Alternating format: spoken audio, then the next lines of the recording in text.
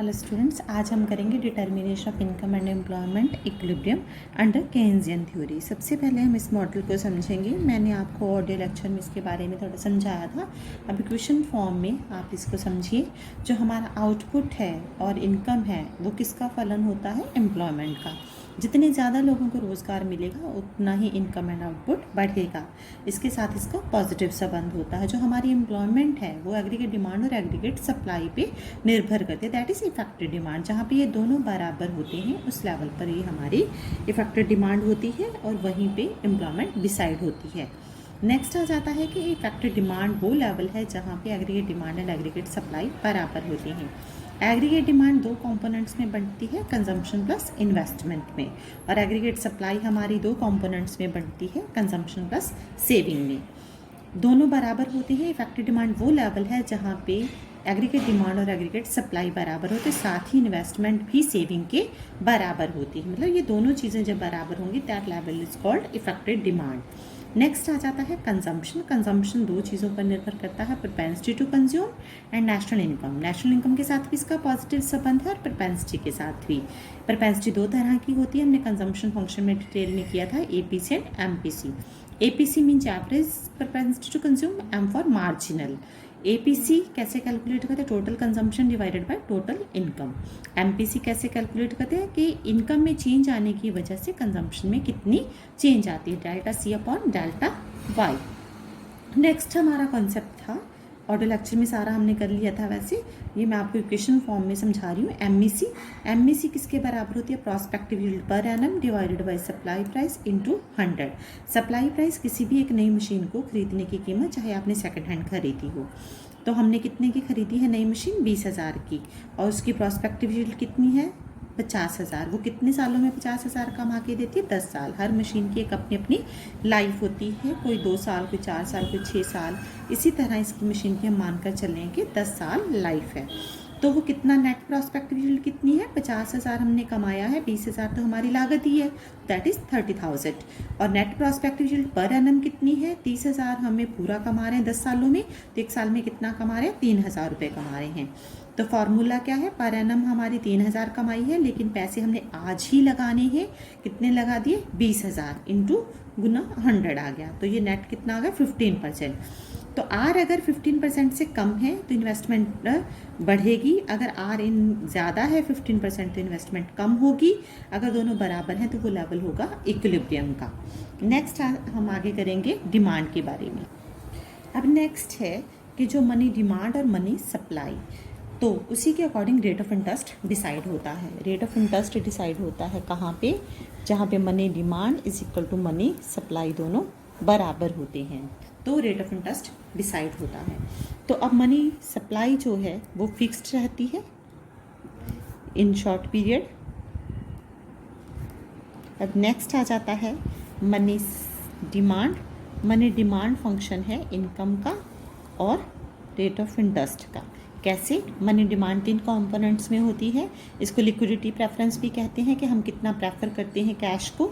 तो money demand इसको L के साथ भी डिनोट करते हैं।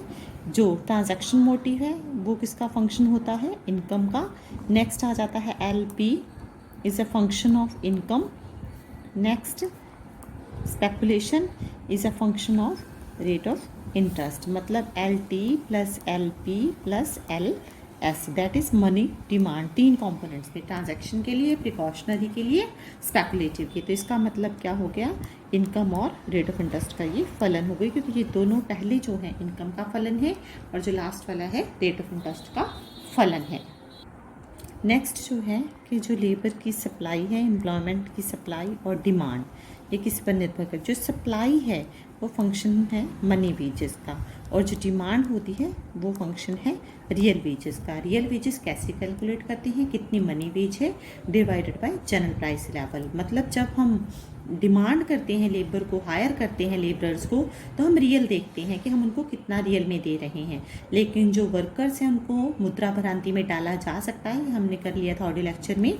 तो वो सिर्फ मनी वेजेस को देखते हैं, वो रियल वेजेस को नहीं देखते हैं। सप्लाई का पॉजिटिव संबंध है और डिमांड का नेगेटिव संबंध है।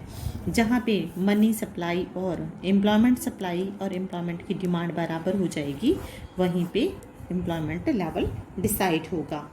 आगे आ जाता है investment and saving. Investment function है रेट ऑफ इंटरेस्ट का और एमईसी का, ये मैंने अभी आपको समझा दिया।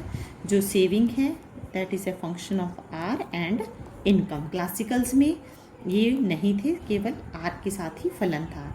इसके साथ इसका नेगेटिव संबंध है, इसके साथ पॉजिटिव, इसके साथ भी पॉजिटिव, इसके साथ भी। इन्वेस्टमेंट आर का नेगेटिव संबंध कैसे है, जैसे जैसे ब्याज बढ़ेगा निवेश कम होगा।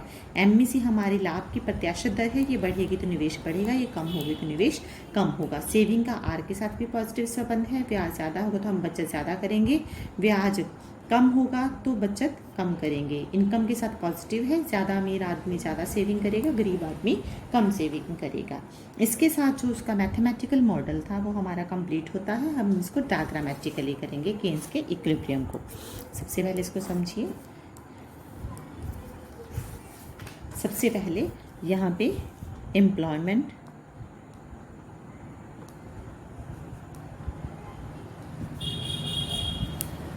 एग्रीगेट सप्लाई, यहाँ पे वर्टिकल लाइन हो जाती है। जहाँ पे वर्टिकल लाइन होती है उस लेवल का मतलब होता है वहाँ पे फुल एम्प्लॉयमेंट अटेन हो गई है। यहाँ पे कंजम्पशन, इन्वेस्टमेंट सब यही है। Aggregate demand, aggregate supply, everything इस एक्सिस पे ले रहे हैं हम। ये है एग्रीगेट डिमांड C प्लस आई, और ये क्या है C प्लस S के बराबर है। तो यहाँ पे इक्विलिब्रियम आ गया, तो यहाँ पे हमारी एम्प्लॉयमेंट निर्धारित हो जाएगी। जहाँ पे एग्रीगेट डिमांड और एग्रीगेट सप्लाई कट करते हैं उस लेवल को इफेक्टिव डिमांड भी कहते हैं। तो इफेक्टिव डिमांड इतनी है तो इसलिए एम्प्लॉयमेंट इतनी ही होगी। लेकिन अगर हम चाहते हैं कि फुल एम्प्लॉयमेंट हो तो हमें यहाँ पर जाना होगा। नेक्स्ट डायग्राम में देखिए, हमारा जो टारगेट है वहीं पर पहुँचना है। सेम यहाँ पे एम्प्लॉयमेंट और यहाँ पे consumption, investment, saving, aggregate demand, aggregate supply. इसी तरह से ये एग्रीगेट सप्लाई होगी, ये एग्रीगेट डिमांड है। अगर एग्रीगेट डिमांड यहाँ पे आ जाएगी फुल एम्प्लॉयमेंट लेवल पे, ये फुल एम्प्लॉयमेंट लेवल है, यहाँ पे अंडर एम्प्लॉयमेंट है और यहाँ पे ओवर AD1, AD2। तो यहाँ पे क्या है, अंडर फुल ओवर एम्प्लॉयमेंट है, मतलब तेजी है, इन्फ्लेशन है, यहाँ डिफ्लेशन है, यहाँ पे नॉर्मल है, यहाँ पे फुल एम्प्लॉयमेंट है। तो हम यहीं पे पहुँचना चाहते हैं। ये अंडर एम्प्लॉयमेंट इक्विलिब्रियम है, ये फुल एम्प्लॉयमेंट इक्विलिब्रियम है, ये ओवर एम्प्लॉयमेंट इक्विलिब्रियम है। तो अगर हम यहाँ पे हैं तो निवेश बढ़ाने से मतलब कंजम्पशन प्लस इन्वेस्टमेंट जो है वो इन्वेस्टमेंट बढ़ा देते हैं डेल्टा आई, तो उसकी वजह से ऊपर शिफ्ट हो जाती है लाइन, तो जिस यहाँ पे हम इक्विलिब्रियम अटेन कर सकते हैं। अगर हमें इक्विलिब्रियम चाहिए तो हमें निवेश को बढ़ाना होगा। अब हम डिटर्मिनेशन ऑफ इनकम आउटपुट करेंगे। Determination of income and output mathematical form में। तो हमारी जो इनकम कंजम्पशन इनकम है वो किसके बराबर होती है, कंजम्पशन प्लस इन्वेस्टमेंट के बराबर होती है। इसे हम एग्रीगेट डिमांड भी कह सकते हैं। जो कंजम्पशन है, जो कंजम्पशन फंक्शन में हमने किया हुआ है, कितनी हमने करनी ही करनी है, प्लस कुछ जो होती है हमारी इनकम बेस्ड होती है। तो इन्वेस्टमेंट हमारी जो है दैट इज़ ऑटोनमस इन्वेस्टमेंट, जो गवर्नमेंट के द्वारा फिक्स्ड है। इक्वेशन 1, इक्वेशन 2, इक्वेशन 3, 2 और 3 को पुट इक्वेशन 2 एंड 3 इन 1, तो क्या बन जाएगा, y is equal to C0 plus BY plus I bar. तो ये हमारी इन्वेस्टमेंट बन जाएगी। तो इस तरह से हम इनकम कैलकुलेट कर सकते हैं कि कितनी इन्वेस्टमेंट है, कितनी कंजम्पशन है। ये कंजम्पशन फिक्स्ड है, कंजम्पशन फंक्शन में इस इक्वेशन को हमने अच्छे से किया हुआ है। इनकम पे बेस्ड है ये कंजम्पशन हमारी।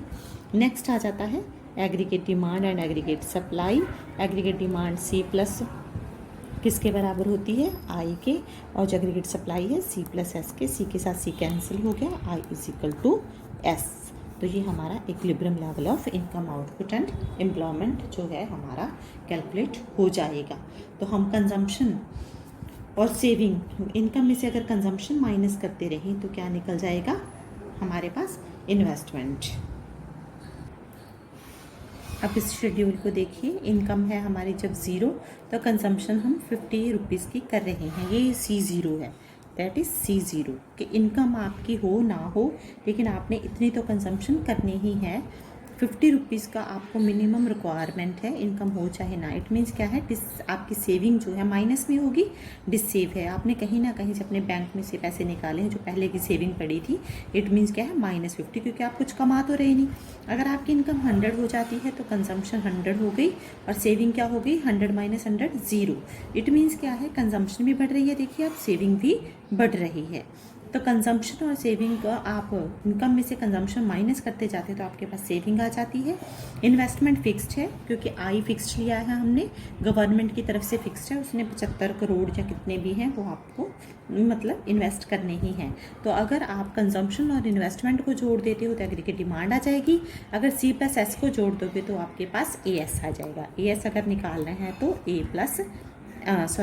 C+S को जोड़ोगे आप। C ये रहा कॉलम आपका, S का कॉलम ये रहा, मतलब एग्रीगेट सप्लाई पहले 0 आ जाएगी, फिर 100 आ जाएगी, फिर 175 आ जाएगी, इस तरह से 250। तो इस तरह से ये कैलकुलेट आप कर सकते हो। जहाँ पे एग्रीगेट सप्लाई और एग्रीगेट डिमांड बराबर होंगे वहीं पे equilibrium level of income, output and employment निर्धारित हो जाएगा। अब हम इसको डायग्रामेटिकली समझेंगे।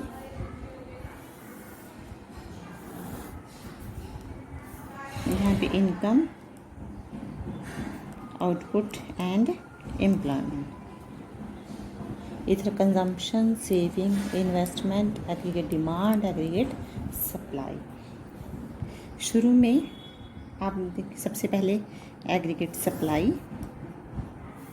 एग्रीगेट सप्लाई बनाने के बाद आप बनाइए इन्वेस्टमेंट। ये फिक्स्ड है, जैसे हमने 75 रुपये लिए हैं तो ये फिक्स्ड है, इतनी ही रहेगी। इनकम 0 हो चाहे इनकम बढ़ती जाए, जितनी गवर्नमेंट ने करनी है उतनी ही इन्वेस्टमेंट करनी है। जो एग्रीगेट सप्लाई है वो किसके बराबर है, कंजम्पशन प्लस सेविंग के बराबर है। नेक्स्ट है, ये हमारे मान लीजिए कंजम्पशन है, तो कंजम्पशन और इन्वेस्टमेंट को जोड़ते हैं तो हमारे पास क्या आ जाएगा, एग्रीगेट डिमांड। जोड़िए, ये इसमें मान लीजिए ये 2 यूनिट है और ये 3 है, 2 + 3 कितने हो जाएंगे, 5। तो इसको 2 को 3 में ऐड कर दीजिए, उतना एग्जैक्ट जितना ये है इतना इसमें हमने ऐड कर दिया। तो इसमें खासियत क्या होती है कि ये पैरेलल ही जाएगी, क्योंकि हमने सभी जगह ये फिक्स्ड है तो ये भी फिक्स्ड ही रहेगी, हर जगह उतना ही ऐड करोगी।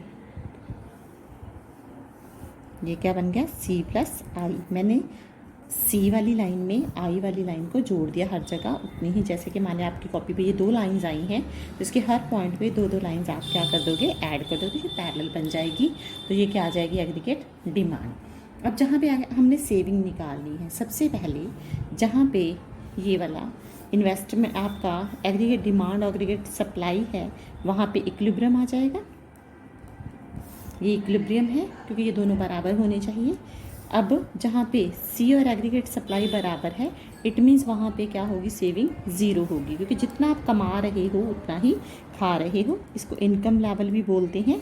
अगर आप 50 रुपये कमा रहे हो तो 50 ही खा रहे हो, तो यहाँ पे सेविंग आपकी क्या आ जाएगी, 0। तो यहाँ पे जो सेविंग है 0 है। तो यहाँ पे कंजम्पशन तो आप 3 यूनिट की कर रहे हो, लेकिन इनकम आपकी क्या है, 0। तो इसका मतलब नीचे की तरफ आओगे, जितना ये एरिया है एग्जैक्ट आपने यहाँ पे इतना बराबर लेना है, क्योंकि जो सेविंग होती है वो इनकम में से कंजम्पशन माइनस करके आती है। तो इनकम 0 है तो कंजम्पशन 3 है तो -3 आ जाएगी। मतलब अगर ये A है तो ये क्या आ जाएगा, -A। तो यहाँ से सेविंग निकलेगी, यहाँ पे 0 होगी, यहाँ पर मिलेगी। अब नेक्स्ट क्या है कि ये जो बिंदु है इस लेवल का E का, जहाँ पे AD = AS होता है, C+I, C+S, C के साथ C कैंसिल हो जाती है, तो वहाँ इन्वेस्टमेंट और सेविंग भी बराबर आने चाहिए। मतलब यहाँ पे I और S भी क्या होने चाहिए, बराबर। तो ये कौन सी लाइन बन गई आपकी, सेविंग लाइन। देखिए सेविंग भी अपवर्ड स्लोपिंग है, कंजम्पशन भी अपवर्ड स्लोपिंग है, दोनों बढ़ रहे हैं। ये ध्यान रखना है आपने कौन कौन सा पॉइंट। यहाँ पे सेविंग = 0 है, मतलब अगर हमारी इनकम कंजम्पशन के बराबर होगी तो सेविंग 0 होगी। तो यहाँ सेविंग 0 आ गई। फिर यहाँ पे हमारी कंजम्पशन A है और इनकम 0 है, तो यहाँ पे क्या आ जाएगा, y - A करोगे तो y 0 है, 0 - A, तो आंसर क्या आएगा, -A। तो बिल्कुल एग्जैक्ट उतना ही लेना है जहाँ पे जितना ये लिया है। यहाँ पे इक्विलिब्रियम आ गया, तो इसको यहाँ पे जो लेवल होता है इफेक्टिव डिमांड का, यहाँ AD is equal to AS होता है, वहाँ पे investment is equal to saving भी होती है, ये हमने अभी प्रूव किया है। तो यहाँ पे इक्विलिब्रियम कैलकुलेट हम कर सकते हैं, ड्रॉ कर सकते हैं। तो ये इक्विलिब्रियम लेवल है जहाँ इन्वेस्टमेंट और सेविंग बराबर होते हैं और एग्रीगेट डिमांड और एग्रीगेट सप्लाई भी बराबर होते हैं। इसके बाद जो इसकी इम्पॉर्टेंस है, चाहे थ्योरेटिकल हो चाहे प्रैक्टिकली हो, उसके हम ऑडियो लेक्चर करेंगे। Thank you.